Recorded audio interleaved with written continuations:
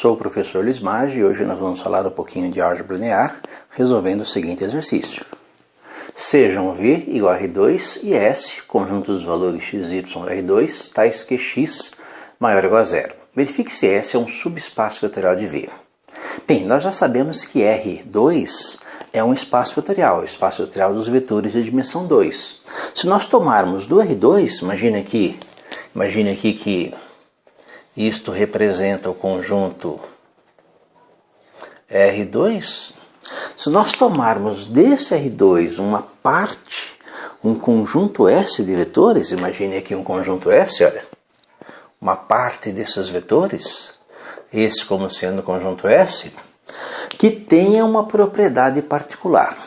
No nosso caso aqui, o nosso conjunto S é um conjunto de vetores, vetores do R2, duas dimensões, tais que a coordenada x é sempre positiva, sempre positiva ou nula. Perceba que faz parte do conjunto S todos os vetores que tenham x maior ou igual a zero, ou seja, vetores do tipo xy, onde o x é maior ou igual a zero. O y não tem importância, o sinal de y não tem importância. Esse conjunto particular de vetores do R2 pode ser um subespaço vetorial ou não. Depende se ele satisfaz duas condições básicas. Quais são as condições básicas? Lembra que nós já sabemos que ele é uma parte de um espaço vetorial. Então não preciso verificar as condições de espaço vetorial para o R2, mas eu preciso verificar as condições de subespaço vetorial. E quais são elas? A primeira condição número 1, é a seguinte. Se eu pego dois vetores, um vetor V1 e um vetor V2, de um espaço vetorial, no nosso caso um subespaço vetorial S, a soma deve pertencer a S. Então, se eu pego dois vetores V1 e V2 que pertencem a S, a soma também deve pertencer a S. Número 2.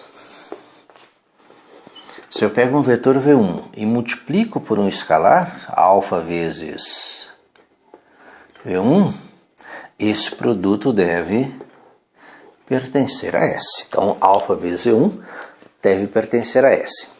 Vamos verificar então como é que se dariam essas duas condições, Vamos pensar na primeira condição. O que seria um vetor V1 e um vetor V2? Vetores V1 e V2 seriam vetores de S. Então, no caso aqui o vetor V1, nós podemos tomar o vetor V1 como sendo x1, y1. Perceba que x1 e y1, onde o x1 é maior ou igual a zero. Essa é a condição, Essa é a condição para que um vetor pertença a esse conjunto S.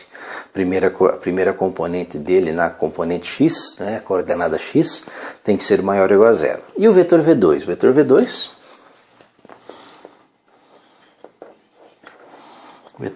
é o vetor x2y2, onde o x2 é maior ou igual a zero. Lembra que são vetores do S, do subespaço, Vamos verificar se é subespaço vetorial ou não, desse conjunto S aqui. Então esses vetores V1 e V2 são tais que x1 é maior ou igual a zero, x2 é maior ou igual a zero. Vamos verificar a primeira condição. Vamos fazer aqui V1 mais V2. Vou fazer aqui V1 mais V2. O que é V1 mais V2? É o x1, y1 mais x2, y2. É a soma dos vetores. Como é soma de vetores, eu vou somar primeira componente com primeira componente, segunda com segunda, e eu vou obter a soma x1 mais x2, y1 mais y2. E vou verificar se essa soma pertence a S. Lembra, x1 é maior ou igual a zero. x2 também é maior ou igual a zero.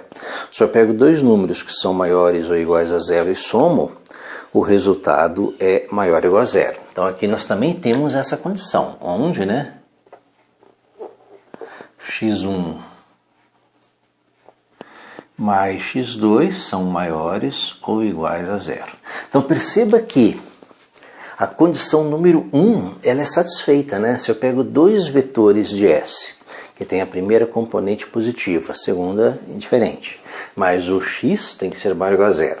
Primeira componente do vetor, né, é maior ou igual a zero, e soma esses dois vetores, o resultado é um vetor cuja primeira componente também é sempre maior ou igual a zero. Então nós temos a primeira condição aqui, olha, satisfeita.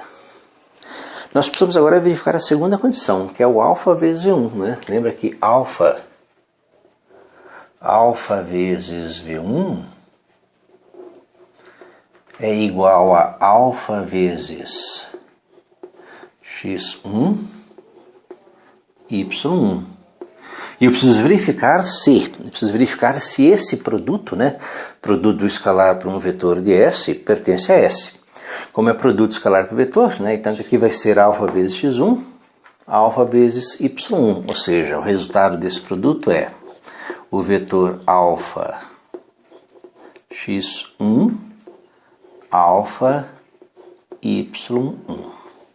E aí entra um problema, porque se alfa, né, lembra que x1, como o vetor V1 pertence a S, né, o vetor V1 pertence a S, o x1 é positivo. E se alfa for negativo, o produto de uma constante negativa por um x1 positivo, mais com menos a menos, nós vamos ter um vetor cuja primeira componente é negativa. E esse vetor não pertence a S. Ou seja, se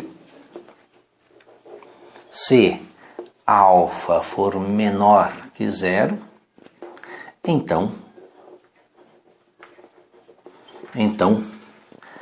alfa vezes V1 não pertence a S. Então nós temos aqui uma condição, né, que não é satisfeita, ou seja, a alfa vezes V1 não pertence a S sempre. Lembra que a condição é qualquer que seja o escalar alfa vezes V1 pertence a S. Só que essa condição não é sempre satisfeita, porque não é qualquer que seja alfa. Porque se esse escalar for um número negativo vezes um x1 positivo, essa componente do vetor alfa V1 é negativa.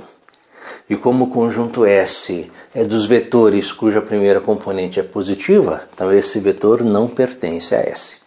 Se não pertence a S, então essa parte do R2, né, formada por esse conjunto S, conjunto de vetores, não é um subespaço vetorial de S. Então nós temos aí um exemplo que o S não é um subespaço vetorial de S, não satisfaz as duas condições necessárias, certo? Espero ter entendido a resolução, tenha gostado. Gostou, curta, compartilhe e ajude o canal a crescer. Obrigado.